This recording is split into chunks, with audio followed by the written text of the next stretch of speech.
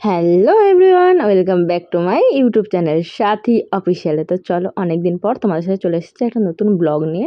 তো দিনটা ছিল আমার ননদের বার্থডের দিন, আর ওর বার্থডেটা সেলিব্রেট করার জন্য একটু সারপ্রাইজ মতনই করলাম। জানি হয়তো বেশি কিছু করতে পারিনি ঠিকই, কিন্তু যেইটুকু করেছি, মানে আমি যেটুকু পেরেছি সেইটুকু ওর জন্য করেছি। তো সকাল সকাল ওকে সারপ্রাইজ দিইনি। ও যেহেতু ডিউটি ছিল, ডিউটিটা করে বাড়ি আসলো, বাড়ির থেকে রাস্তায় মানে ঢোকার আগেই আমি ওকে রাস্তা থেকে তুলে নিয়ে গিয়েছি। হচ্ছে একটু এক জায়গায় ঘুরতে যাবো বলে ওকে নিয়ে গিয়েছি। নিয়ে গিয়ে তো ওকে আমার মাথায় প্ল্যান করেছিলাম আমি, তো যে একটুখানি ওকে বাইরে নিয়ে গিয়ে রেস্টুরেন্টে পাঁচ তরকারি ভাত খাওয়াবো। তো প্রত্যেক বছর বাড়িতেই করা হয়, তো আমি ভাবলাম যে যাই একটুখানি স্পেশালভাবে এই বছর বার্থডেটা সেলিব্রেট করি ওর। কারণ দেখো, আজও আছে, কাল তো নাও থাকতে পারে, বিয়ের থাওয়া হয়ে যাবে কোথায়, তখন তো আমি আর ওকে করতে পারবো না এই বার্থডে সেলিব্রেটটা। তো তখন তার জন্য আমি ওকে নিয়ে চলে গেছিলাম একটু সারপ্রাইজড দেবো বলে। তো সেই জন্য নিয়ে গিয়ে ওকে আমাদের বাড়ির পাশে একটা রেস্টুরেন্ট ছিল, সেখানে নিয়ে গিয়ে ওর জন্য খাবার অর্ডার করেছিলাম। তো খাবারটা ওকে খাচ্ছে। আর তার সময় আমার না একটা পার্সেল এসেছিলো ঠিক। তো আমি নিচে গিয়ে টুক করে পার্সেলটা নিয়ে আসলাম। নিয়ে এসে পার্সেলটা খুলে দেখছিলাম কী এসছে। কী বলো তো, পার্সেলটা ছিল কানের টানা, যেগুলো মানে এখন তোমার ট্রেন্ডিংয়ে চলছে, যে কানের যে টানাগুলো, সেগুলো আমি অর্ডার করেছিলাম মিশো থেকে। তো ভালোই এসছে দেখলাম প্রোডাক্টটা অনেক দিন পর। তো ও খেতে পারছে না, আমাকে বারবার করে বলছে বৌদি তুই খা, বৌদি তুই খা, আজ তুই খা। আস্তে আস্তে একবার আমাকে খাওয়াচ্ছে, একবার আমার দিদিকে খাওয়াচ্ছে। নিজে আনন্দ পেয়েছো এত, যার জন্য খেতেই পারছে না, এতটাও এক্সাইটেড হয়ে পড়েছে, মানে ও খাওয়া ভুলে গিয়েছে। বলছে আমি আর খেতে পারছি না, তো কোনো রকমের খেয়েছে। যাই হোক, খুব আনন্দও পেয়েছে ও।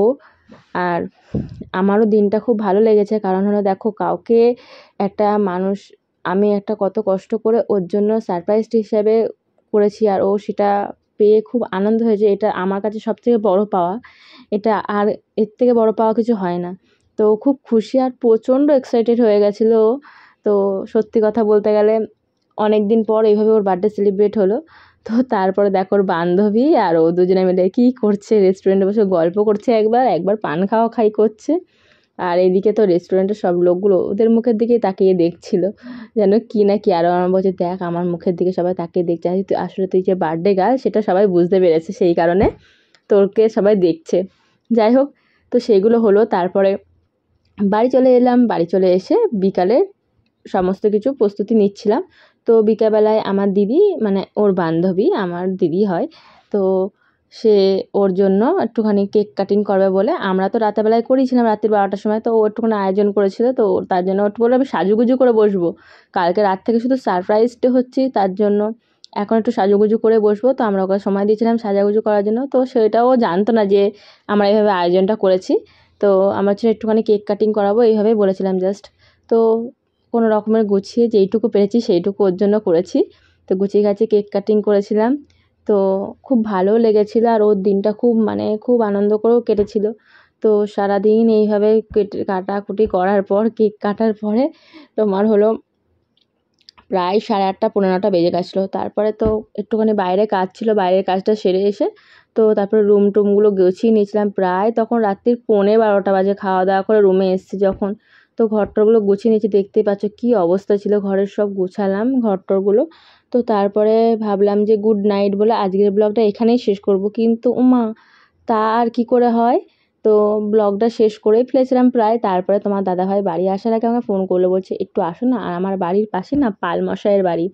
তো আমাদের বাড়িতে যেহেতু বিশ্বকর্মা পুজো হবে, আমাদের ঠাকুর অর্ডার দেওয়া ছিল, সেখানে বানানো হচ্ছিলো। তোমার দাদাভাই বললো যে টুক করে একটু আসো, আমাদের ঠাকুরটা রং করছে, দেখে যাও। তো আমরা রাত্রেবেলায় দুজনে মিলে প্রায় তখন 12:30 বাজে ঠাকুরগুলো দেখতে গেছিলাম। আর দেখো কত ঠাকুর করেছে, দেখেই মনগুলো ভরে যাচ্ছে। সামনেই তো আর কদিন পর পুজো। তো সেই জন্যে সব ঠাকুরগুলো সব রেডি হচ্ছে, আর খুব ভালো লাগলো গিয়ে দেখে কত ঠাকুর। তো আমাদের ঠাকুরটাকেও দেখাচ্ছি, এটা হলো কলকাতায় যাবে এই ঠাকুরটা। তো সেই জন্য রেডি হচ্ছিলো। আর এই যে বিশ্বকর্মাটা রয়েছে, এটা হলো আমাদের বাড়ির ঠাকুর। তো সেটা রং করা হচ্ছিলো, সেই কারণে তোমার দাদাভাই আমাকে ডাকলো, বললো আসো দেখে যাও, আমাদের বাড়ির ঠাকুরটা রং করা হচ্ছিলো তখন। সবে রং করতে শুরু হয়েছে। তো আজকের ব্লগটা এইটুকুই করলাম, দেখা হচ্ছে নেক্সট ব্লগ।